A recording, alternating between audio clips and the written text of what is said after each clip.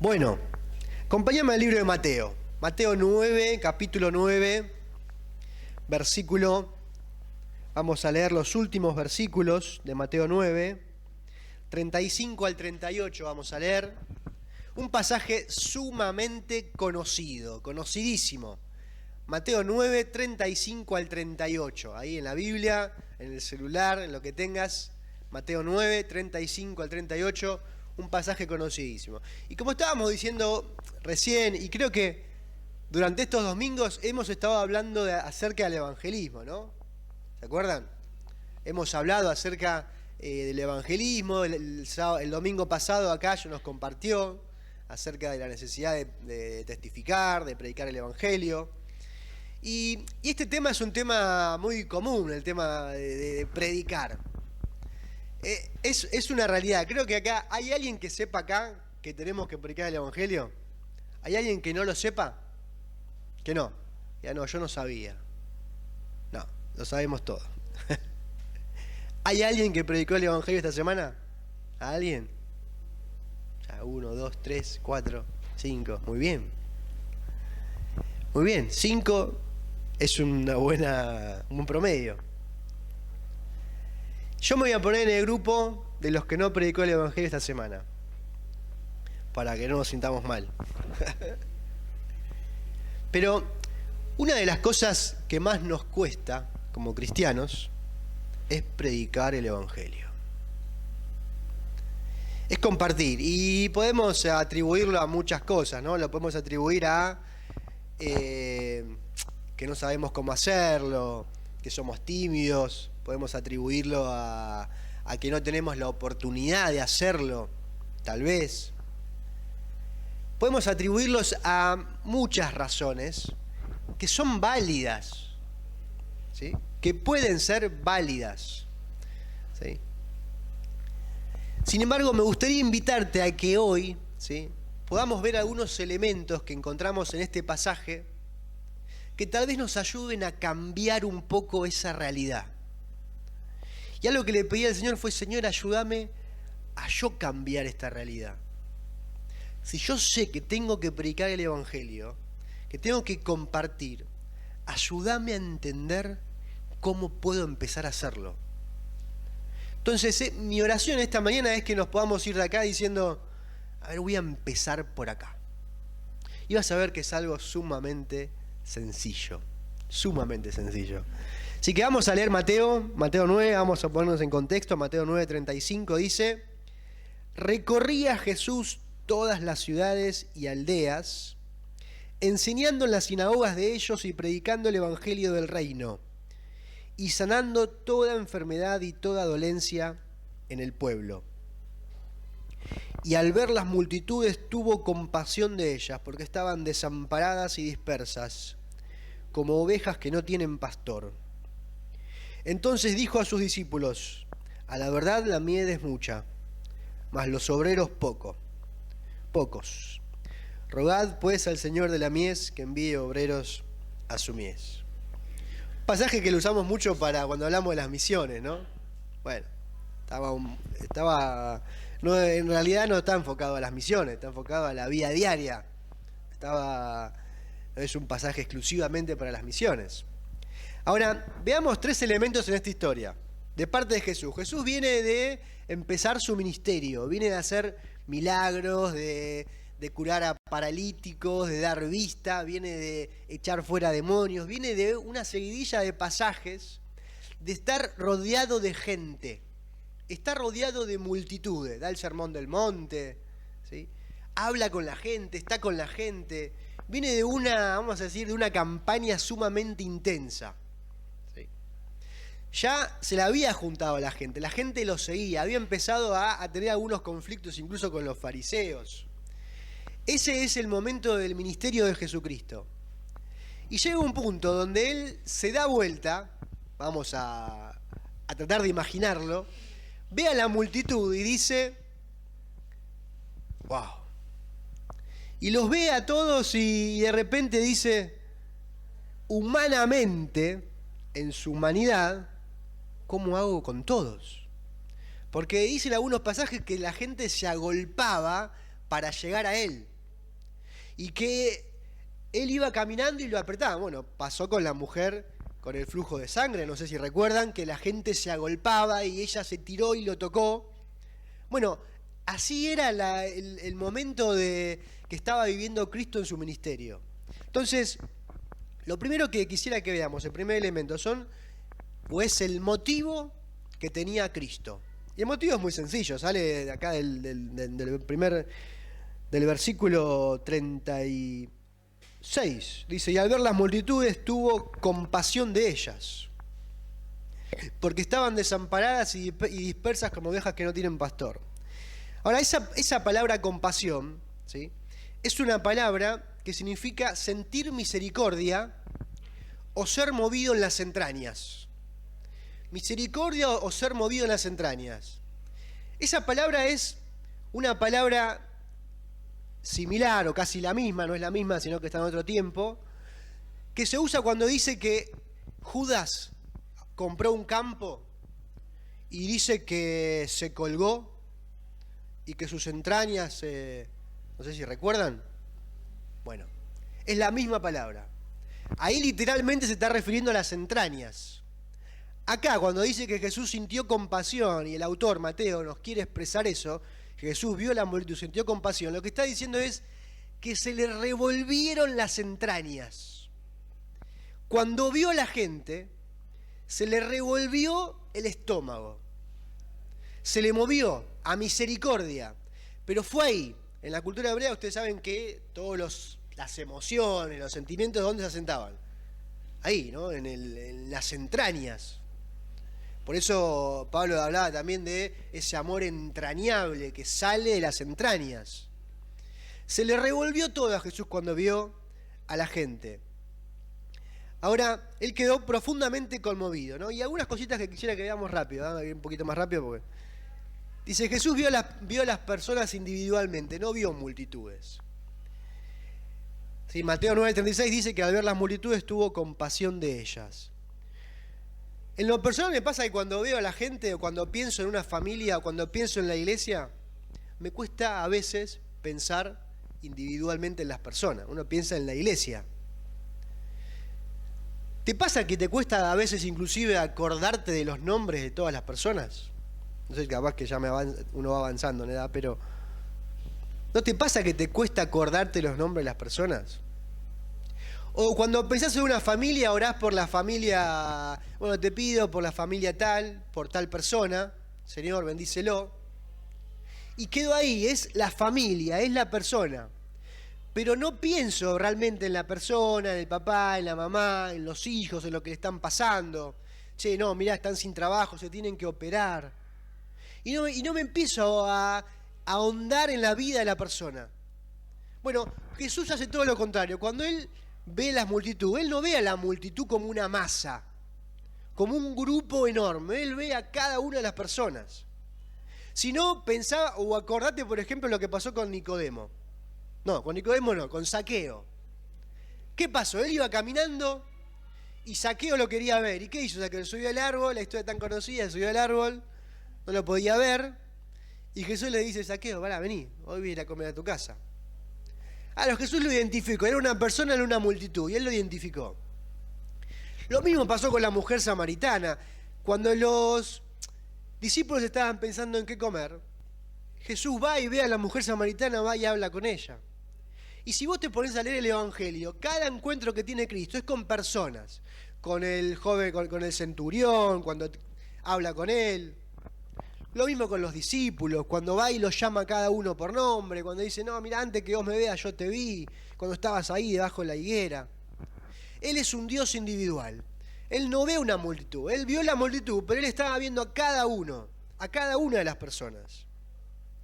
Ahora, no sé si a vos te pasa eso, pero tal vez una de las cosas que tenemos que empezar a pensar en nuestra vida es, lo primero, Señor, ayúdame a ver individualmente. Ayúdame a ver a mis hermanos individualmente. Primero por la iglesia, ¿no? Pero después ayúdame a ver a mi prójimo individualmente. No como son todos inconversos los que están afuera. No, afuera hay personas, hay vidas, hay criaturas de Dios. Si no creen, no son hijos de Dios, pero son criaturas de Dios. Criaturas que Él ama, porque Él las creó. Ahora avancemos.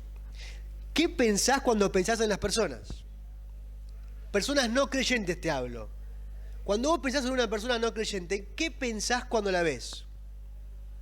A ver, es una pregunta. ¿Qué pensás cuando ves una persona no creyente? Dale. Que no tiene a Cristo, pensás. ¿Qué más? Una oveja perdida. Bueno, es una mirada muy espiritual la de ustedes. La mía es un poquito más superficial, creo. ¿Eh? Compasión, muy bien, muy bien. Yo les voy a decir lo que yo pienso cuando veo a la gente inconversa. A ver si piensan igual que yo.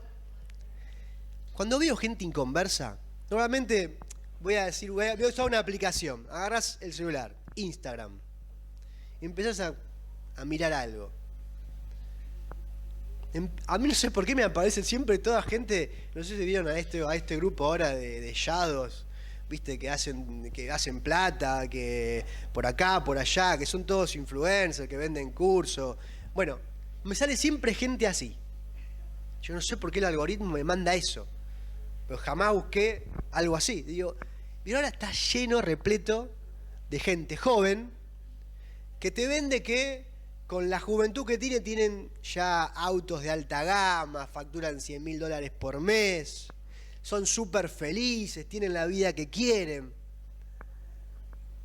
Me pasa tal vez cuando voy caminando ahí por mi casa que veo a la gente, la veo feliz, la veo con sus hijos, caminar con los cochecitos, la veo disfrutar de la vida. Los veo bien. No sé si te pasa, pero los veo bien. No los veo mal. Digo, Señor,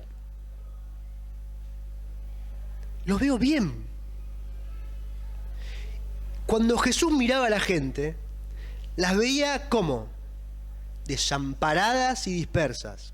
¿Sabes qué significa esa palabra desamparada y dispersa? Mira, la palabra desamparada significa agotamiento, sugiere agotamiento, desgaste, alguien que fue golpeado, alguien maltratado. Disperso significa una persona que está echada por tierra, alguien que la tiraron a la tierra, alguien que lanzaron sin dirección, sin rumbo, confundido. ¿Ves así a las personas? Yo no las veo así. Yo veo gente a veces, cuando veo la televisión, cuando veo compañeros del trabajo, los veo bien. No los veo mal. Muchos tienen mejores trabajos que yo, viajan por todo el mundo, tienen sus familias. Y digo, Señor, ¿esto es lo que me hace creer el diablo, que están bien y que no necesitan el Evangelio? Y a veces me pasa que digo, pero yo le voy a predicar, le voy a compartir un folleto, y me lo recibe, lo mira, lo guarda, porque supuestamente está bien. Y una de las cosas que le pedía al Señor mientras leía el pasaje era, Señor, ayúdame a ver la gente realmente como vos la ves, no superficialmente. No sé si te pasa con tus compañeros de la facultad, digo, le hablo a los jóvenes, con compañeros de trabajo, quizás soy el único, pero los veo bien. Digo, Señor, cambia mi mirada. No los quiero ver así, quiero verlos como tú realmente los ves. Gente que te necesita, que puede estar bien económicamente, que puede no tener ningún problema en este momento, pero que si se muere así como está, se va al infierno. Y que esa realidad me mueva en las entrañas. Avancemos. Mirá también cómo los veía Jesús, como ovejas que no tienen pastor. Acá Jesús nos muestra la necesidad espiritual de las personas. No solo que no tienen guía, sino un peligro que tienen. No tienen pastor. Están perdidas. Acá capaz que cuando uno piensa en una oveja sin pastor, es más gráfico el ejemplo, ¿no? Una oveja perdida, viene el lobo, se la come. Un poquito más gráfico. Pero Jesús la veía así, como ovejas que no tienen pastor. Ahora, lo que me llama la atención de este pasaje es que Él es el buen pastor, ¿no? Bueno, dice, hay algunos versículos, vamos a leer.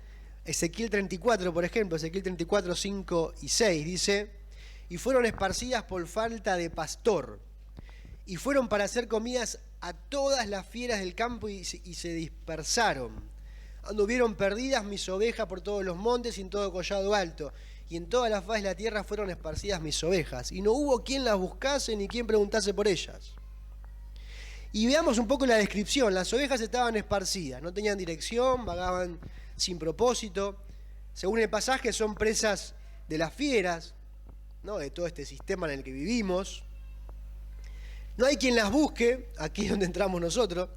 No somos los pastores, pero sí los obreros. Ahí también tenemos que tener algo en mente. Nosotros no somos los pastores, las ovejas. Somos únicamente el medio por el cual esa persona va a ir al pastor. Somos el medio que tiene que ayudar a que las personas lleguen al pastor. Yo no le voy a solucionar la vida. No es porque yo vaya a esa persona que veo mal o que veo bien y le dé un consejo, ore por ella, diga, voy a orar por vos, ¿sí? No tenés a Cristo, pero voy a orar para que Dios te ayude. ¿Nunca escuchaste eso? A una persona inconversa le decimos, voy a orar por tu hija. Está bien, pero tengo que orar por su salvación primero. Lo tengo que llevar primero al pastor. ¿Puedo orar por su hijo, por su familia? Sí, pero primero le tengo que decir, pero primero te tengo que llevar al pastor. Dios no tiene relación con un pecador. No tiene relación con un pecador. Puede ser que la situación lo lleve a Cristo y la tenemos que aprovechar. Pero decirle a un inconverso que voy a orar por su familia, que voy a orar para que tenga un trabajo. No, tengo que orar por él, pero para que llegue a Cristo. Para que primero se convierta. O decirle, mira, te falta el trabajo, ven a la iglesia, queremos presentarte, contarte algo.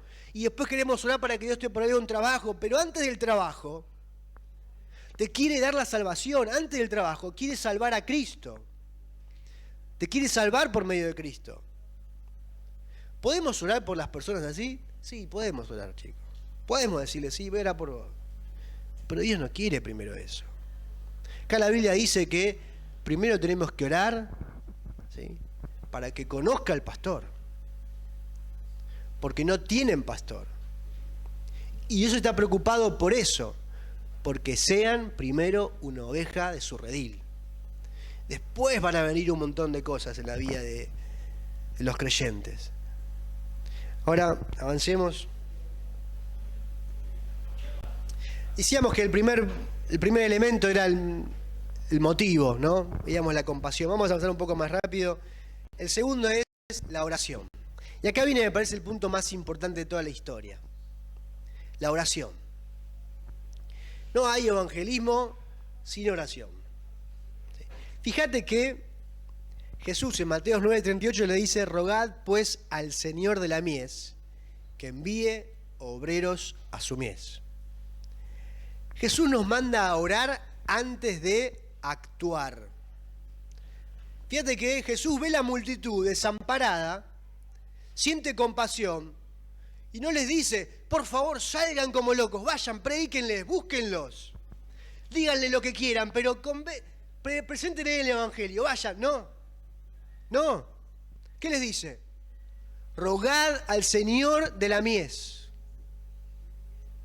Rogad al Señor de la mies. No le dice andá a predicarle desesperadamente. No, le dice rogá al Señor de la mies. ¿Por qué nos manda a hacer eso el Señor? Bueno, y ahí vienen algunos aspectos. Primero, la palabra rogad, ¿qué significa? Significa suplicar. ¿Sí? Es la definición de la palabra en la Biblia. Significa suplicar. Rogar con urgencia. Implorar con necesidad extrema. No es una oración casual a la que se está refiriendo Jesucristo. No es orar para que se conviertan los que no tienen a Cristo. Bueno, Señor, en la reunión misionera, en la reunión de hoy, Señor, mandá obreros a la mies, amén, nos vamos y seguimos la vida. Y después en la próxima reunión, cuando me acuerdo, Señor, rogamos para que mandes obreros a la mies. No. Lo que dice la palabra de Dios es, rogá con constancia, rogá con un compromiso, rogá entendiendo que tengo que implorar, porque hay un sentido de urgencia en mi oración y en mi pedido.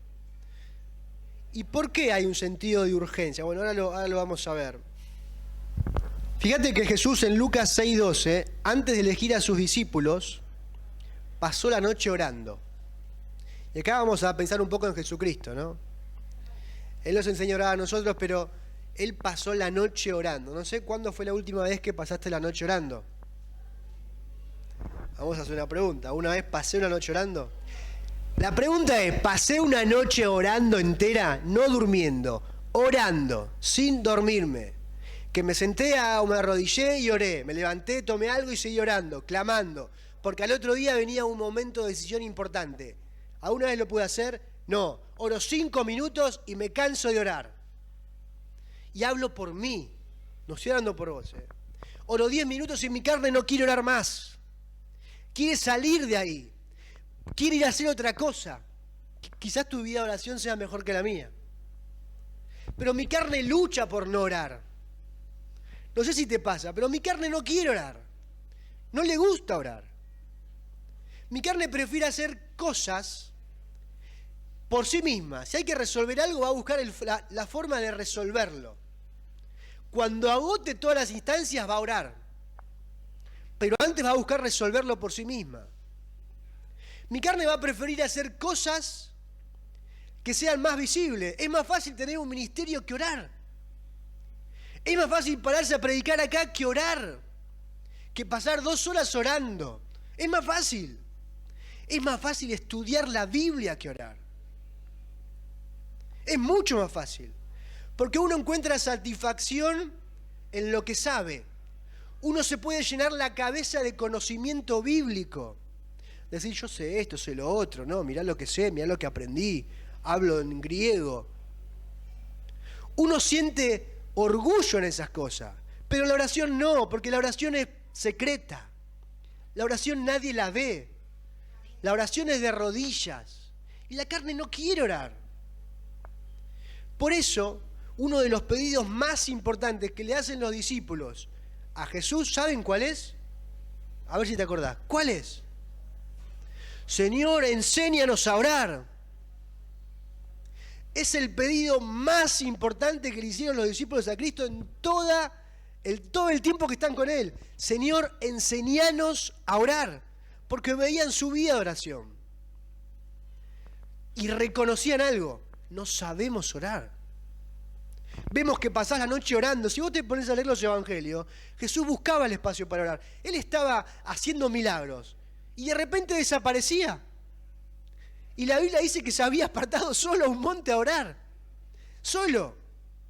Y yo me imagino a los discípulos diciendo, Señor, pero ¿no ves toda esta gente? Y yo tengo que orar. Y se iba. Y oraba. Y descansaba. Y pasaba tiempo con el Señor. Con su Dios. ¿Cómo nos cuesta orar a nosotros? Y verá por mí, ¿cómo me cuesta orar a mí? Y digo, ¿por qué mi carne rehúye tanto orar?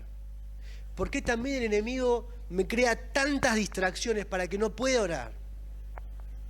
Porque justamente la oración es lo que mueve al pueblo de Dios. La oración es lo que hace que Dios responda. Dios no manda muchas veces obreros a su mies. ¿Por qué? Porque no estoy rogando por obreros. Porque como iglesia no estamos orando para que Dios mande obreros. Y es algo que nos pasa muchas veces, ¿no? Nos faltan obreros. Faltan personas para que sirvan. Para que sirvan en los diferentes ministerios, que sirvan en los jóvenes, que sirvan en los matrimonios, que sirvan en la escuela dominical. Pero ¿cuántas veces nos juntamos a orar para decirle, Señor, necesitamos maestro de escuela dominical? Te rogamos que mandes maestro de escuela dominical. Para que podamos alcanzar a más niños. Y a través de los niños a más familias. Señor, faltan personas para el ministerio de jóvenes. Te rogamos que mandes personas para el ministerio de jóvenes. Mandá obreros. No, pensamos en programas. Pensamos en qué. ¿Qué vamos a hacer el sábado de noche? A ver cómo lo solucionamos. Pensamos en... ¿O no? Y dejamos la oración para lo último. Y esto no es algo que te pasa a vos, es algo que me pasa a mí. Que cuando voy a la palabra de Dios y lo veo y digo, Señor, qué equivocado que estoy. Necesito orar. Porque empieza ahí el ministerio, en la oración, Señor. ¿Por qué? ¿Saben por qué? ¿Saben por qué empieza ahí? ¿Por qué dice rogad al Señor de la mies que envíe obreros a su mies? La misma consigna lo dice, rogad al Señor de la mies. Es uno de los títulos más sublimes que tiene la Biblia, el Señor de la mies. ¿Saben por qué? Porque es su mies, es su obra. No es mía, para que yo trate de resolverla a mi manera. No es mía, es de Dios. Por eso dice, rogá al Señor de la mies, para que Él responda mandando gente. Porque es su mies. Y ahí viene otro punto también que realiza la oración. Y no sé si te pasa. Es un problema que tengo con el pasaje. Dice, Jesús está ahí con los discípulos viendo la multitud y le dice, rogad al Señor de la mies que envíe obreros a su mies. La primera pregunta que me salió del corazón cuando leía el pasaje, ¿sabes cuál fue? Pero si es tu mies, ¿por qué yo tengo que pedirte que mandes obreros, Señor? ¿No deberías ser vos el primer preocupado por mandar obreros? Yo tengo en mi casa, cuando estaba en obra, en mi casa que estaba construyendo, yo era el primer preocupado en que haya gente trabajando. A mí nadie me tenía que pedir que mandara gente. Ni mi esposa, ni el vecino, ni mi hijo. Yo era el preocupado. Yo mandaba a la gente, la buscaba. Buscaba al proveedor para que haga tal cosa, porque era mi obra, era mi casa. Nadie me tenía que rogar para que yo vaya y lo solucione. Y la primera pregunta que me encontré con este pasaje fue, ¿por qué tengo que rogarte, Señor, que envíes obreros a tu obra? ¿No ves que hacen falta? ¿Qué, no vas a mandarlos si yo no oro? Y no, capaz que por su misericordia sí. Pero ¿sabes qué es lo que quiere el Señor? Quiere que yo me involucre, es que la oración cambia el corazón. La oración genera una carga, un peso en el corazón. Te lo cambia, la oración alinea mi corazón y mis pensamientos y mis propósitos al corazón de Dios. Por eso Jesús, sumamente sabio, dice, empezá orando. No vayas desesperadamente, empezá orando, arrodillate y orá. Cuanto más tiempo pases orando para que Dios mande obreros a su mies, te puedo asegurar que el próximo paso, la respuesta vas a ser, Señor, mandame a mí. Porque veo la necesidad y falta gente, Señor, mandame a mí. Pero eso no va a pasar nunca si yo no empiezo orando. No puedo predicar el Evangelio si no entiendo lo primero, muchachos, hermanos. No es mi obra y el primer paso es empezar orando. Rogar al Señor de la mies. Y vamos a avanzar ya a lo último, el tercer punto. Primero era el motivo del Señor, la compasión. Un mundo que se pierde, una multitud que Él la ve a sus ojos, la ve dispersa, la ve desamparada, la ve frágil, espiritualmente hablando los ve así. Y en ese momento seguramente también físicamente, había muchos enfermos, seguramente gente muy humilde. Y Él los veía así. Aquellos que decían que eran sus pastores eran los fariseos, que únicamente ponían cargas pesadas, difíciles de llevar, sobre todo el pueblo de Israel. Ahora, su motivación era la compasión. Lo segundo que veíamos era el medio. ¿Cuál es el medio de la oración? Lo primero que tenemos que pensar es que antes de hacer algo tenemos que aprender a orar. ¿Sí? Y quizás en esta mañana, si nos vamos todos de acá diciéndole al Señor, Señor, enséñame a orar. Señor, enséñame a rogar para que mandes obrero. Creo que sería una gran enseñanza para todos nosotros. Y lo último, el método. Dios envía personas a su mies. Ese es el método. Dios envía personas o obreros a su mies. Pero Dios envía. Fíjate lo que dice Mateo 9:38, recién lo leímos. Rogad pues al Señor de la mies que envíe obreros a su mies. Y en este versículo Jesús revela un principio fundamental. La evangelización no es una iniciativa humana, sino una obra de Dios. Dios es quien llama, Dios es quien prepara y Dios es quien envía. Y cuando hablamos de enviar, no tenemos que confundir el enviar con alguien que se va necesariamente a otro país para servir o para ser misionero. Cuando leemos la Gran Comisión, que decimos que Jesús que dijo, id por todo el mundo, ¿qué? Y hacer discípulos, que eso es otro concepto muy importante, predicando el Evangelio. Solemos confundir que la comisión es predicar el Evangelio. Estamos muy equivocados. La comisión no es predicar el Evangelio. La Gran Comisión es hacer discípulos, predicando el Evangelio. Pero es hacer discípulos. Y solemos pensar que la Gran Comisión es predicar. No. La Gran Comisión es hacer discípulos. ¿Cómo? Mediante la predicación del Evangelio. Porque los llevo a Cristo. Pero la Gran Comisión es hacer discípulos. Y nuestro entendimiento del Evangelio es que el Evangelio es únicamente para las personas que no tienen a Cristo. La realidad es que el Evangelio es para nosotros, para toda la vida. Es el punto de partida de mi vida espiritual, pero el Evangelio es para mi vida hasta el día que me muera. Necesito el Evangelio, porque el Evangelio es Cristo. El Evangelio no son 5 leyes espirituales, o 4 leyes espirituales, o un librito sin palabras, o 5 versículos acerca del pecado y que Cristo murió en la cruz por mis pecados y resucitó y ya, te convertiste, sos salvo. No, eso no es el Evangelio. Eso es algo que nos hemos creído. El Evangelio es hacer discípulos. Creer en Cristo es el primer paso. Pero el Evangelio, la Gran Comisión, va más allá. Y muchas veces nos quedamos con la mitad de la Gran Comisión. Pero me fui por las ramas, perdón. Vamos a hablar acerca del método. Último punto. Dios es el que envía. ¿Sabes? Cuando hablamos de mies, solemos pensar en qué. ¿Qué pensamos cuando hablamos de la mies? La cosecha. ¿Qué pensamos? A ver, ayúdame ahí. ¿Qué pensás cuando dice la mies? Otro versículo es, alza tus ojos, porque los campos están blancos, ¿no? Cuando empezamos en mies pensamos normalmente que las almas están listas ¿para qué?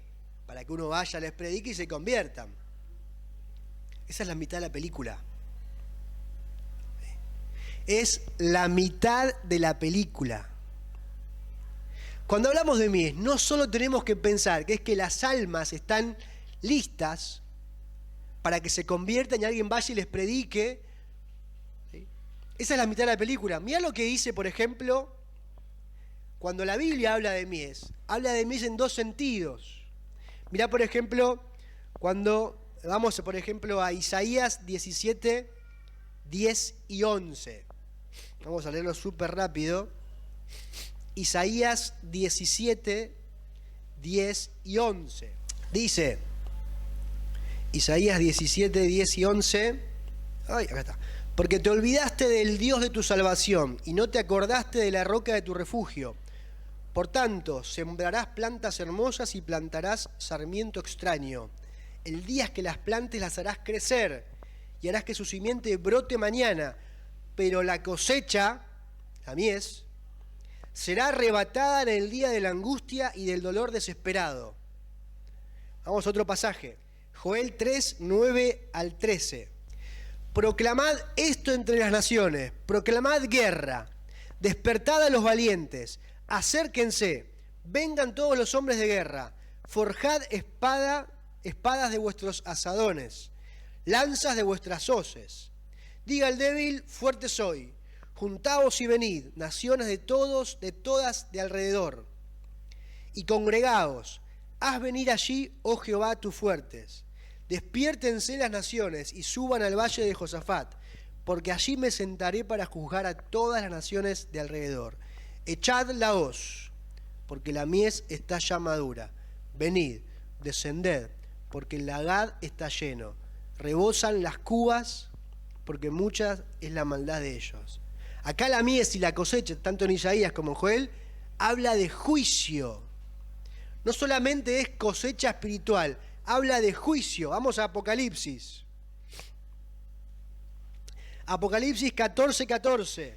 Dice: y miré y aquí una nube blanca, y sobre la nube uno sentado semejante al Hijo del Hombre, que tenía en su cabeza una corona de oro y en su mano una hoz aguda. Otra vez, la hoz del juicio. La Biblia, cuando habla de mies, cuando habla de cosecha, lo habla en dos aspectos. Jesús, cuando veía la mies, no pensaba solamente, están todos listos para ser evangelizados, van a recibir a Cristo. Jesús veía la historia completa. Están todos listos para que les caiga el juicio de Dios. Están todos listos para que, si Dios viene en este momento, la mies está lista. Dios va a dar su juicio, y como rechazaron a Cristo, ¿qué va a pasar con todas esas personas? ¿Qué va a pasar?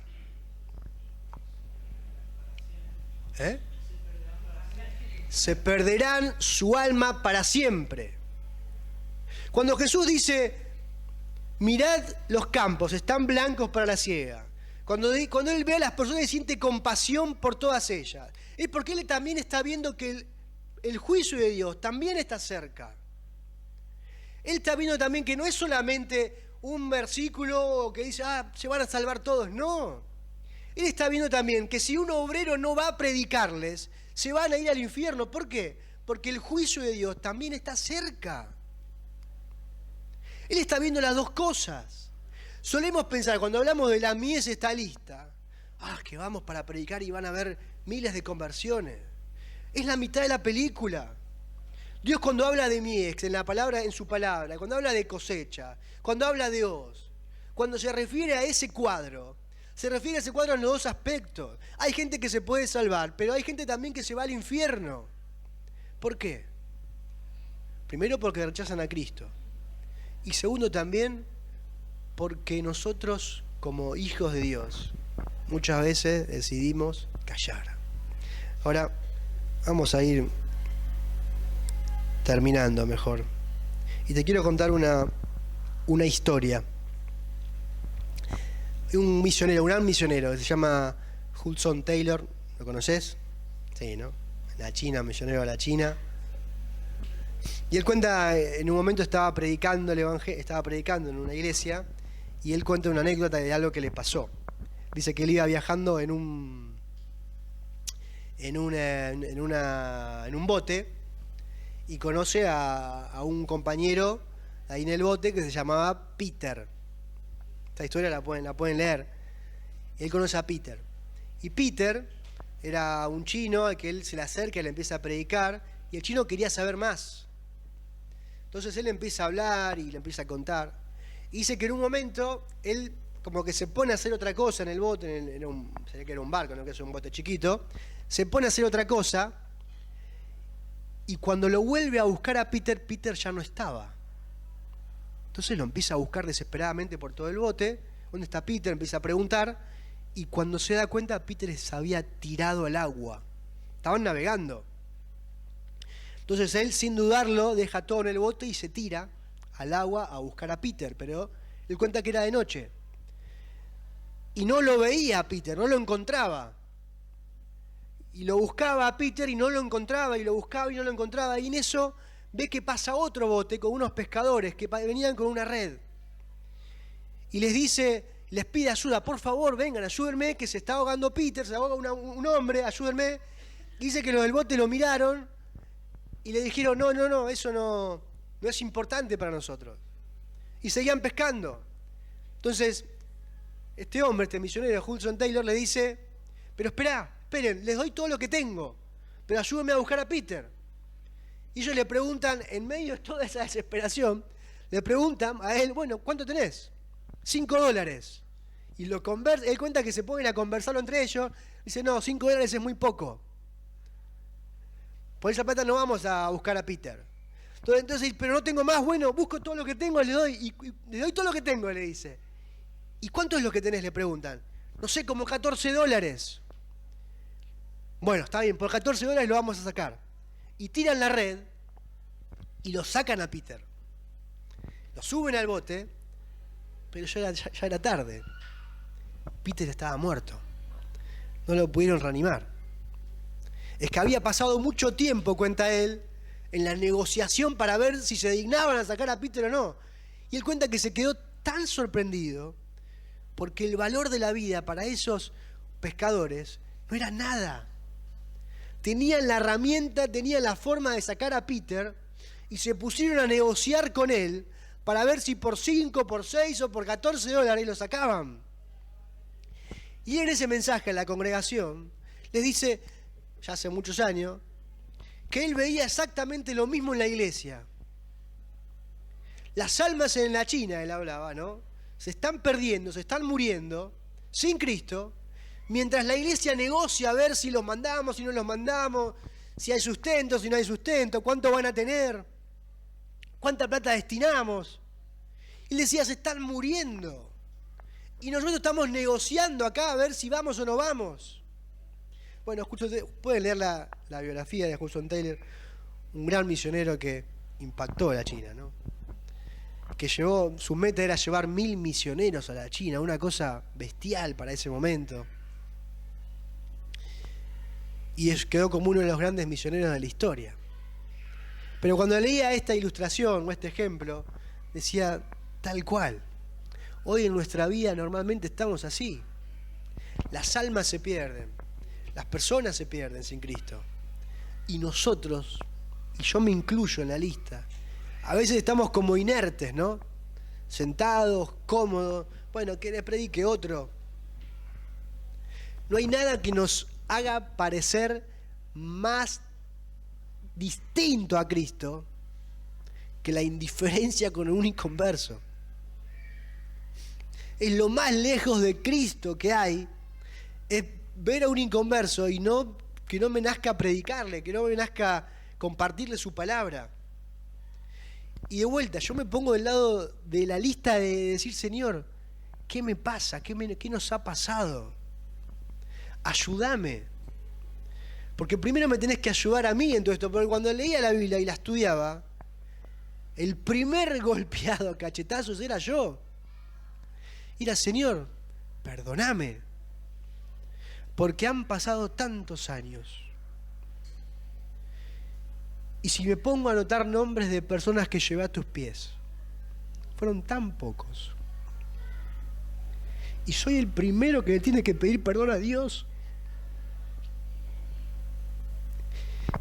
Y me da vergüenza estar acá parado frente a vos, diciéndotelo. Porque nos tendría que mover a todos y decir, Señor, perdonanos. Porque no lo hicimos.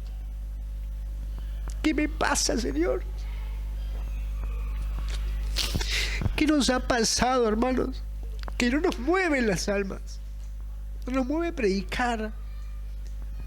Y es tan difícil reconocerlo. Y decir, Señor, perdón. Perdón, porque es más fácil estar teniendo un ministerio que decir, la gente está afuera. Y la gente te necesita. Y cuando pensamos en Cristo, que veía las multitudes, Él las veía así. Y pensaba en el pasaje para terminar, cuando Jesús ve a Lázaro y llora, cuando muere Lázaro, no sé si te acordás, dice que Él está parado frente a la tumba y llora.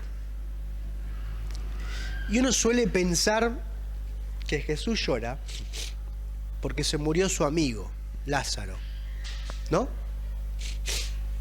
Solemos pensar que Jesús lloró porque se murió su amigo Lázaro. Yo creo que Jesús llora por algo más. No solamente porque vio a su amigo muerto y lo amaba, sino llora por lo que hizo el pecado en la vida de las personas. Llora porque ese es el destino. Él vio que el pecado de Adán se había pasado a toda la humanidad. Y él vio lo que generó el pecado en el hombre. Él vio lo que generó el pecado en la humanidad. ¿Y qué fue?